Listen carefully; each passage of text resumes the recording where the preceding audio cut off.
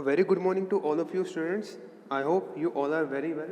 So today let's start with a new chapter of history, that is India after independence. Students, before starting this chapter, I would like to say that this chapter we will cover in two parts.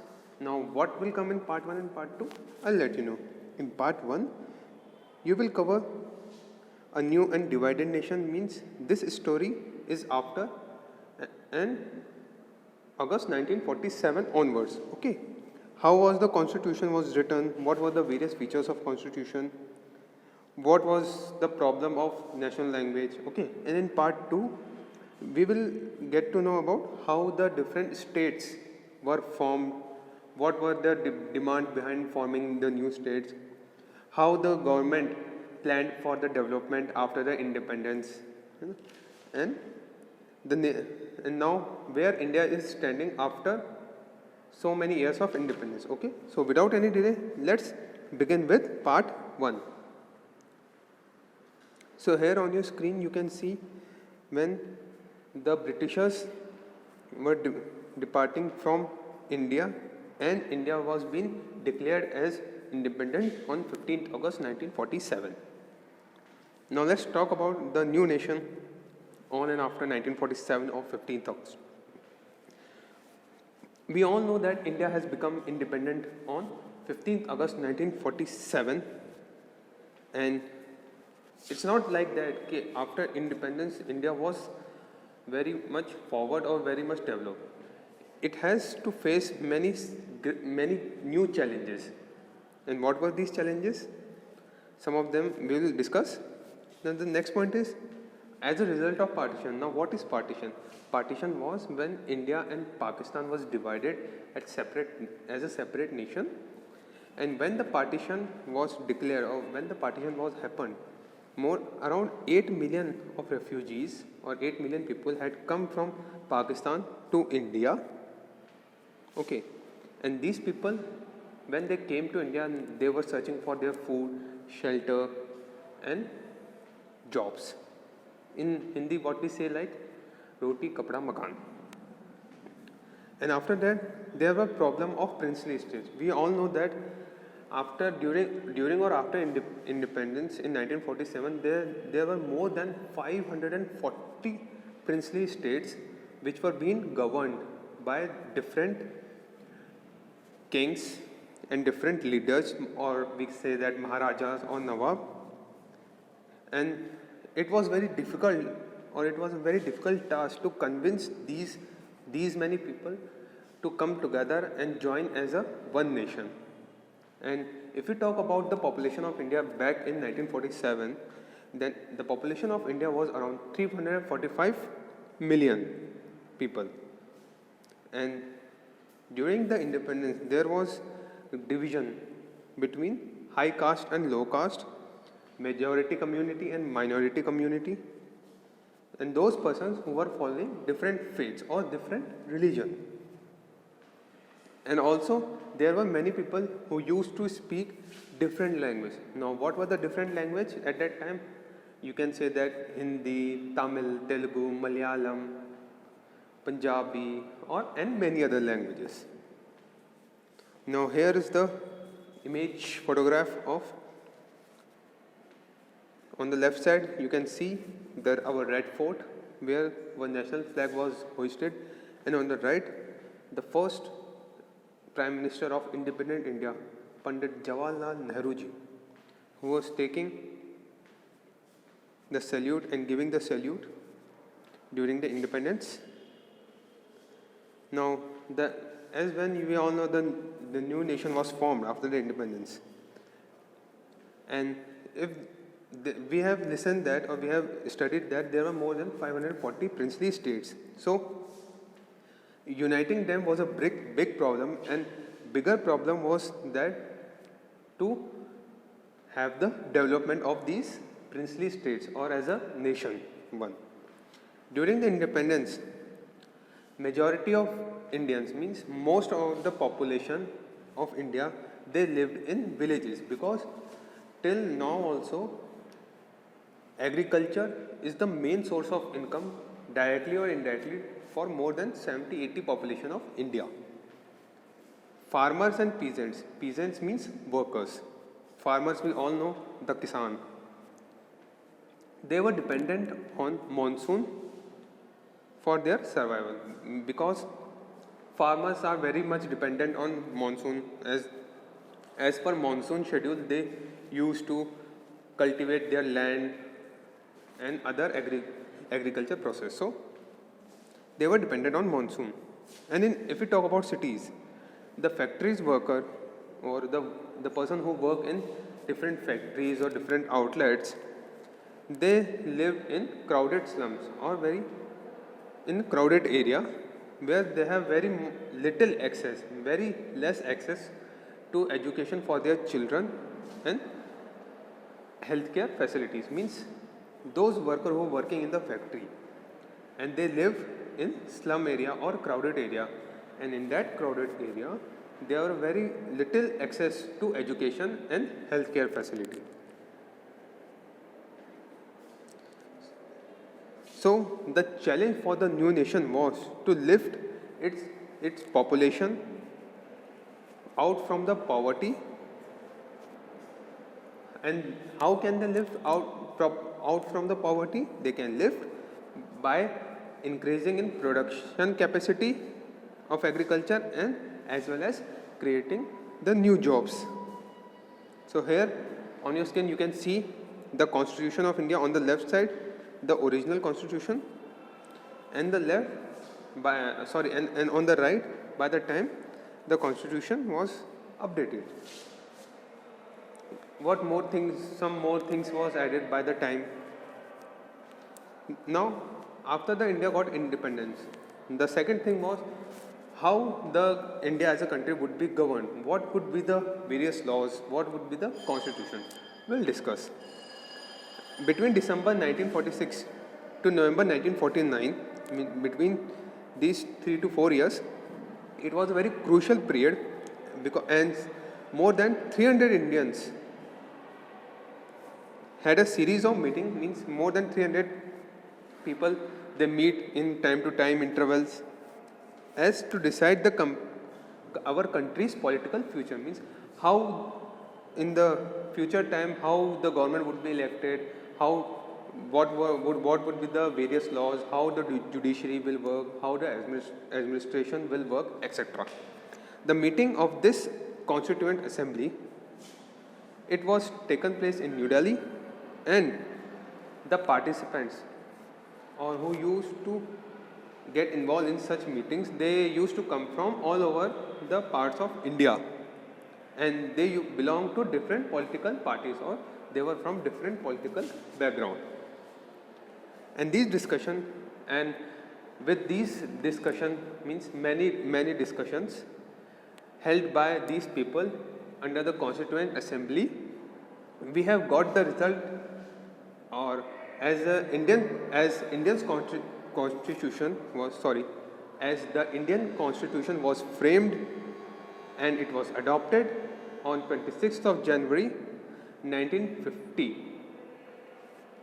As this day we celebrate as the Republic Day of India. Okay, let's move forward. So here on your screen you can see the booklet of the Constitution of India. Now we have seen that how the Indian Constitution was made. Now we'll read about what were the different features, different aspects of Indian Constitution. Now let's talk about the features of the Indian Constitution. One of the important feature of Indian Constitution was adoption of universal adult franchise. Now what is this universal adult franchise? It means that at that time, back in 1950, every Indian who is age of more than 21 years would be allowed to vote in state as well as national election. Now the age is 18 years, means any person who is aged at 18 years or more, he can apply for election card, and after when the election card is made, he can vote in various state and national assembly election. Okay. Now the second important feature is it guarantees or says that every person, maybe he's the president of India or he's any worker working on the roadside, everyone is equal before the law. In Hindi we say that कानून की नज़र में सब बराबर हैं. Okay. There were some Indians who wished that the political system of the new nation, means as there were many people, so different ideas came. Some people think that the political system must be based on Hindu ideals, and India itself should be renamed as the Hindu nation. As they pointed out the example of Pakistan, it is a country which was created to protect the interest of particular religious community. Okay, I hope you have understood this point. The Indian Prime Minister, the first Indian Prime Minister, Pandit Jawaharlal Nehru ji, he was having the opinion that he said that although the Pakistan is being created to protect the interest of a particular religious community, India must be renamed as secular nation of the world. Means it is not like that, or it is not like that for particular community. Every person community can live here without any harm, or like that. Now the third feature was the Indian Constitution has special provision or special things for the poorest and the most disadvantaged Indian. Okay, like reservation, which we, or in Hindi which we says as Arakshan.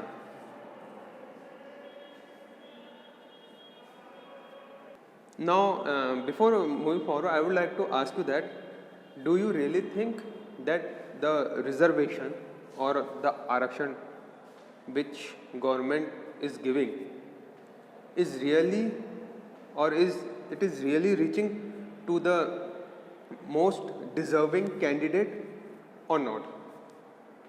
Search for the answer and then submit it. Okay. Now let's move forward. The practice of untouchability was being abolished, or it was being finished. After a long debate or after a long discussion, the Constituent Assembly also recommended that, or the Constituent Assembly also said that the certain percentage of seat, means there would be some seat reserved for the members of lower class in state election and in parliamentary assembly also, and also in jobs. And along with the former untouchables, the Adivasis or the scheduled tribes, they were also given, or they were also granted reservation in job and parliament. So by giving reservation, government was aiming that the representation of these scheduled tribe person or the most backward person would increase, or they will also can join hand in nation development. That was the aim of giving reservation. The Constituent Assembly has spent many days, or they have dedicated many days for discussing that how powerful must the central government and state government could be, or what were the powers that should be given to central government and these powers to be given to state government. Some members thought that, some members said that, or they have a thought that center must be foremost, or center's interest must be foremost, while others felt that province have the means there were basically two type of persons, two type of thinking. One were thinking that center power must be more, while others think that state power must be more. Now here comes the provision of the three list. After the long discussion debate, the Constituent Assembly came up with the provision of 3 lists. This says that because as to balance the work of both state and central government, they providing 3 lists of subject. First is the union list, for example, and in union list what subject came? Like taxes, defense, foreign affairs, and other things. This would be the exclusive responsibility of the central government only. The state list, what subject came in that? Education, health, and others, which would be the responsibility of state government. The concurrent list. Under this, the subject like forest, agriculture, this concurrent list would be managed by both state and central government. Means they would having their joint responsibility in concurrent list. Now the problem of national language. Another major debate of the Constituent Assembly was the language. Means like which language to be determined as the national language.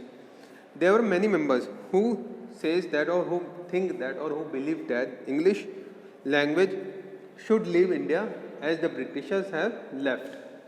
Means English language must be kicked out from India because it does not belong to India. So it's the place they argued that means on the place of English they says that Hindi must be taken as a national language, but other people think that other people did not agree with the opinion of Hindi as a national language. Some Indians, if we talk about some Indians from the south, they threatened that they would leave India or they would get separate from India if the Hindi declared as the national language or Hindi was imposed on them.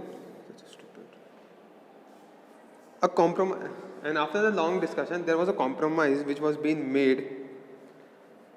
And what was the compromise? That Hindi would be the official language of India. English would be used in courts, service and administration process and from between one state to another.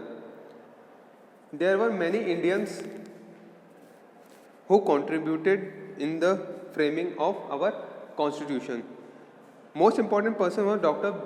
B.R. Ambedkar, who was the chairman of the drafting committee of the constitution, and he was the person under whose supervision the documents was being finalized of our Indian constitution.